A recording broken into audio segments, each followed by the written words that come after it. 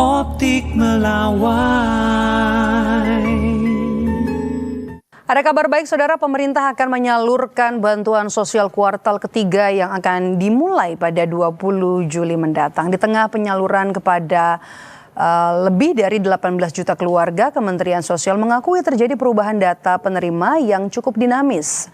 Mensos Saifullah Yusuf menyebut penyaluran akan menyasar lebih dari 18 juta keluarga penerima manfaat.